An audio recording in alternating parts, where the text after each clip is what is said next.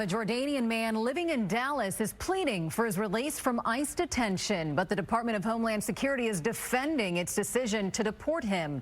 Good evening. I'm Eden Shackle. Thanks so much for joining us. Maher Tarabishi has been in federal custody for months now, but according to federal agents, he should have been deported long ago. Fox 4's Alex Boyer is in to explain. Alex.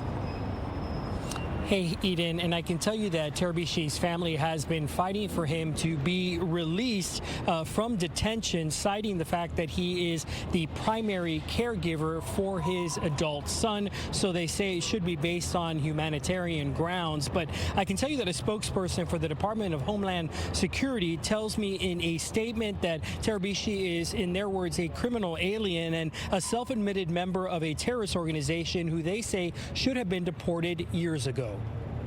We're learning new details about the immigration case of Maher Tarabishi.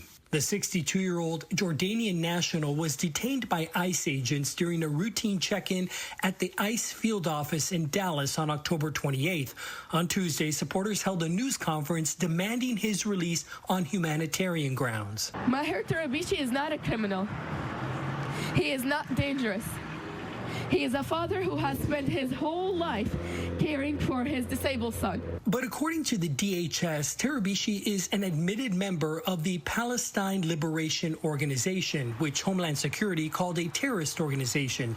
Tarabishi's family says his asylum request was denied years ago, but he was allowed to stay in the U.S. on a supervision order from the Obama administration to care for his disabled son. That changed under the Trump administration.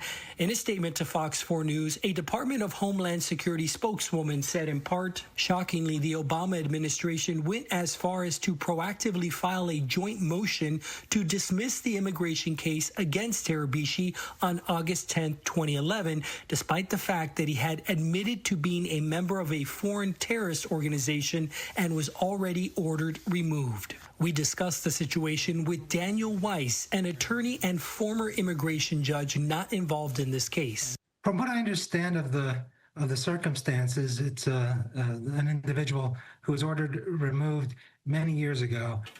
To complicate matters, Tarabishi's 30-year-old disabled son, Wael, is hospitalized at Methodist Mansfield Medical Center. He suffers from a progressive muscle disorder called Pompe disease. His father is his primary caregiver.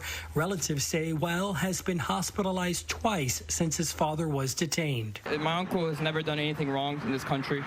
He has followed the laws, abided by everything. He went to his immigration appointments on the dot. DHS did not elaborate on Tarabishi's alleged role with the PLO, which is a large coalition that includes militant groups and diplomatic liaisons.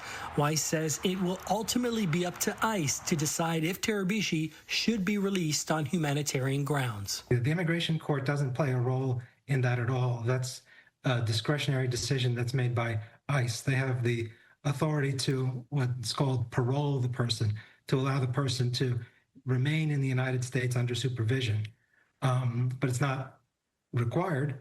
It's a discretionary call that they need to make.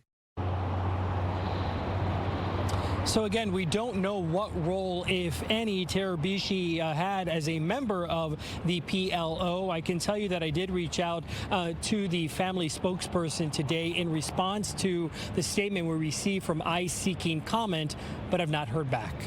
Eden. Alex, thank you.